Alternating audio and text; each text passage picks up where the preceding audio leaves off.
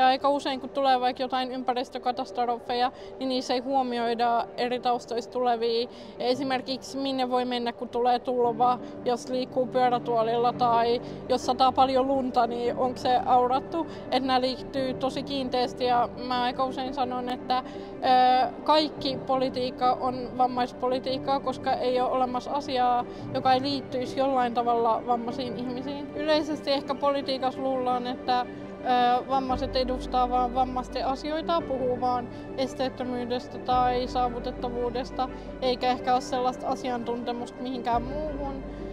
Ja se näkyy myös ehkä konkreettisesti. Meillä on esteitä siihen, että vammaiset ei pysty edustamaan tavallaan mitään muuta, että sit pitää puhua niistä asioista, että ne oikeasti toteutuu, mutta sitten samaan aikaan pitäisi pystyä puhumaan myös muusta, että se on niinku isompi rakenteellinen muutos, mikä pitäisi tehdä.